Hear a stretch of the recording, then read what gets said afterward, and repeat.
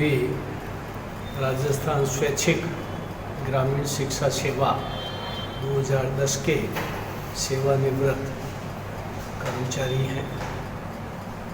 आपको जो कष्ट दिया है उसका हेतु ये है कि राज्य सरकार जन कल्याणकारी सरकार होने के बावजूद भी हम लोगों के साथ न्याय नहीं कर रही है। और ऐसा आज से नहीं हो रहा है, ऐसा पिछले 2 दशकों से हो रहा है। महत्वपूर्ण जो बात हम ध्यान में लाना चाहते हैं कि राजस्थान सरकार के वित्त विभाग ने एक नियम बनाया था और वो नियम ये था कि अनुदानित शिक्षण संस्थाओं के कर्मचारियों को यदि राज्य सरकार की सेवा में लिया जाएगा तो उनको उनकी पुरानी सेवाओं को जोड़ते हुए उन्हें पेंशन नियम 1996 के अंतर्गत पेंशन प्रदान की जाएगी। इन व्यवस्था के होते हुए भी राज्य सरकार ने जानबूझकर जब राजस्थान स्वैच्छिक ग्रामीण शिक्षा सेवा का गठन किया तो हमारे लिए 2 ऑप्शन दिए गए। एक ऑप्शन तो ये था कि हम जो है पुराना अंशदायी प्रावधायी निधि में अपना कंट्रीब्यूशन करें और दूसरा ये था कि हमें नई पेंशन योजना 2005 के अंतर्गत पेंशन देनी होगी। चूँकि सबको ये विदित है कि राज्य सरकार ने सन 2000 से या तो अनुदान में कटौती की या अनुदान को फ्रीज किया या अनुदान को रोका। उसका असर सभी कर्मचारियों पर ये पड़ा कि उन्हें वेतन भत्ते समय पर प्राप्त नहीं होते और पूरे वेतन भत्ते मिलने का तो कोई कारण भी नहीं था। उसके अलावा राज्य सरकार ने स्वयं ने ये घोषणा की थी कि वे अनुदान को बंद कर देंगे। उसका सीधा साधा सा प्रभाव ये था कि सभी लोग या तो बेरोजगार होंगे या बहुत कम वेतन भत्तों पर उन्हें कार्य करना होगा। तब ये सब बात राज्य सरकार के ध्यान में लाई गई।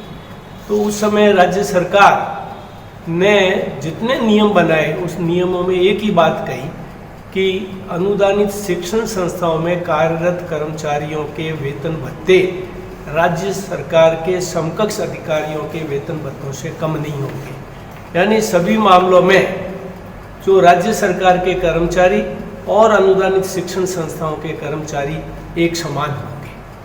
और फिर इनके स्वयं के पेंशन रूल्स में ये था कि उनकी सेवाओं का अधिग्रहण किया जाएगा तो इन्हें पुरानी पेंशन योजना 1996 के अंतर्गत पेंशन दी जाएगी। चूँकि राज्य सरकार ने अनुदानित शिक्षण संस्थाओं के साथ कोई न्याय नहीं किया, मजबूरन राजस्थान समायोजित शिक्षा कर्मी संघ ने राजस्थान उच्च न्यायालय जोधपुर में एक रिट याचिका प्रस्तुत की और उस रिट याचिका पर विस्तृत विचार करने के बाद में ये फैसला हुआ कि जो नियम बने हुए हैं उसी के अनुसार जो कर्मचारी है वो अपना पुराना प्रावधायी निधि ब्याज सहित राज्य सरकार के कोष में जमा कराएंगे और राज्य सरकार जो है उन्हें पुरानी पेंशन योजना 96 के अंतर्गत पेंशन देगी। और राज्य सरकार ने जो नियम बनाया कि इन्हें 2005 के नियम के तहत पेंशन दी जाए, उस प्रावधान को जो है वो असंवैधानिक मानते हुए उसको समाप्त किया गया। जब जोधपुर का एक फैसला हुआ उसी के साथ जयपुर में भी एक फैसला हुआ। उस दोनों फैसले एक दूसरे के विरोधाभासी थे। तो राज्य सरकार ने एक SLP सुप्रीम कोर्ट में दायर की और सुप्रीम कोर्ट ने दोनों ही निर्णयों पर गहन विचार विमर्श 2 दिनों तक करके ये निर्णय दिया कि जोधपुर बेंच राजस्थान उच्च न्यायालय ने जो फैसला दिया है वो फैसले से सहमत है। इस प्रकार जो राज्य सरकार का स्वयं का बनाया हुआ नियम था उस नियम के तहत सभी सेवानिवृत्त राजस्थान स्वैच्छिक ग्रामीण शिक्षा सेवा के कर्मचारियों को पुरानी पेंशन योजना के तहत पेंशन प्रदान करने का आदेश हुआ। इस बीच में जब सुप्रीम कोर्ट का ये निर्णय आया तो राज्य सरकार ने कतिपय कर्मचारियों से पुरानी जो अंश प्रावधायी अंश निधि थी वो सारी निधि ब्याज सहित राज्य सरकार ने स्वीकार कर ली। तो एक आशा ये बनी कि अब राज्य सरकार जो है पुरानी पेंशन योजना को लागू कर देगी।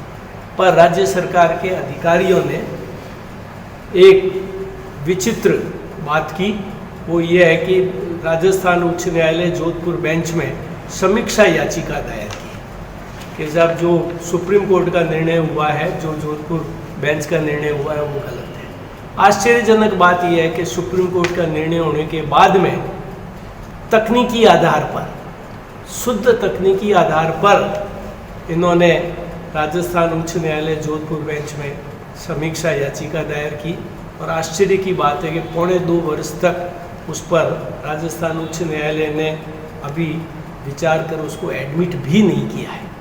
अब जितने भी सेवानिवृत्त कर्मचारी हुए हैं उनके सामने जीविका का बड़ा संकट आ पड़ा है, क्योंकि उन्होंने तो पैसा उधार लिया है, लोगों से उधार लिया, बैंक से उधार लिया या अन्य किसी संस्थाओं से उधार लेकर के ब्याज से जमा कराया है, और अब उन्हें न तो उसके भुगतान करने की कोई व्यवस्था है और न उनको जीवन यापन के लिए पेंशन मिल रहा है। तो हम राज्य सरकार से ये निवेदन करते हैं कि वो जन कल्याणकारी सरकार है, उनकी नीतियाँ जन कल्याणकारी होती है, केवल तकनीकी आधार पर सीमित संसाधनों वाले कर्मचारियों की पेंशन को रोकना न्यायोचित नहीं है। दूसरी बात जो है, राज्य सरकार को ये भी कहनी है कि राज्य सरकार सदैव वित्तीय संसाधनों की सीमितता की बात करती रही है। मुझे इस संबंध में ये कहना है कि राज्य सरकार अपने अधिकारियों के निर्णयों पर विचार करे। देश में एक तरफ ऐसे ऐसे व्यावसायिक संगठन है जो इतनी कमाई कर रहे हैं, कर्मचारियों की बदौलत कमाई कर रहे हैं कि उनकी दैनिक जो आय है वो काफ़ी अधिक है, और दूसरी तरफ राज्य सरकार पिछले 72 वर्ष से वित्तीय संसाधनों के अभाव के आधार पर जो संवैधानिक निर्णय हैं उनको भी लागू नहीं कर पा रही है। अगर राज्य सरकार इसी तरीके से सभी के मामलों में कर्मचारियों को बार बार न्यायालय का चक्कर काटने के लिए विवश करेगी तो उससे भीषण असंतोष उत्पन्न होगा और कर्मचारियों के भी हित में नहीं होगा, और मुझे नहीं लगता कि ऐसा कभी राज्य सरकारों के भी हित में होगा।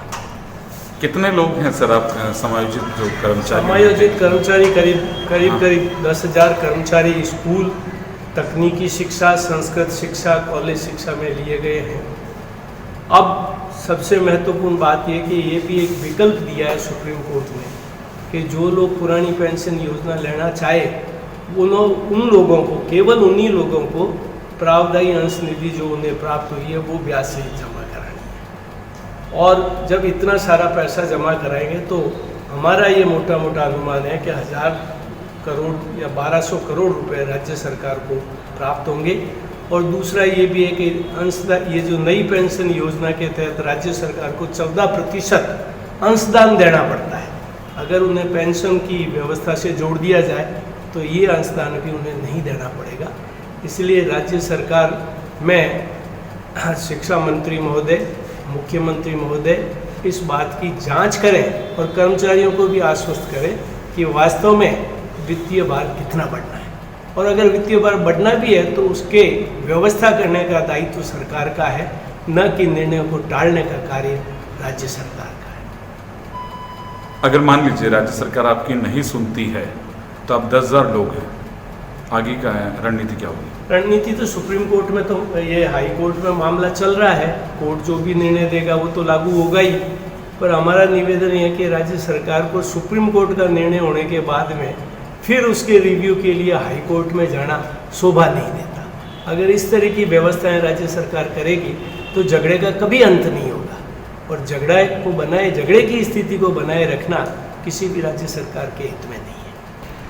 हम जो राजस्थान के RVRS के शैक्षणिक और अशैक्षणिक जितने भी कर्मचारी हैं 2011 से राज्य सेवा में समायोजित किए गए थे। हम समायोजित किए गए थे, सुप्रीम कोर्ट ने साफ क्लियर कट फैसला दिया है कि ये समायोजित किए गए नहीं कि इनका कोई फ्रेश अपॉइंटमेंट है।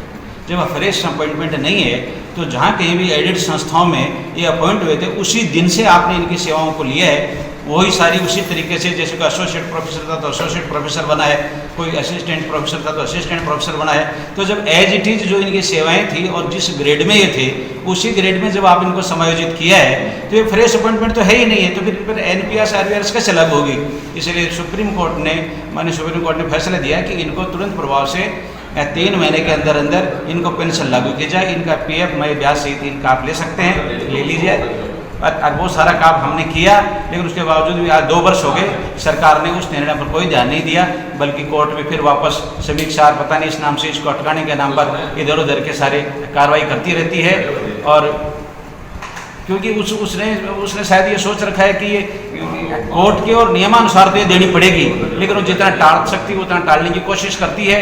बाकी शैक्षणिक अशैक्षणिक कर्मचारी चाहे चपड़ासी हो, बाबू हो, मतलब OS हो, जहाँ जो जिस ग्रेड में थे, जो जिस स्केल में थे, जो जिस तनख्वाह पर थे, सारी सैलरी वहाँ प्रोटेक्ट हुई है और उसी प्रकार से वो गए हैं। तो फिर क्या वजह है कि हमारे और राज्य सेवा में जो RPS से सिलेक्टेड थे उनमें कोई भेदभाव किया गया? राज्य सरकार ने फिर हमें ही क्यों लिया? जो अनएडेड थे उनको क्यों नहीं लिया? वो हमें इसलिए लिया कि पहले भी हम राज्य सरकार से ही हमारे को सैलरी मिलती थी, हम राज्य सरकार के ऊपर ही हमारा दायित्व था।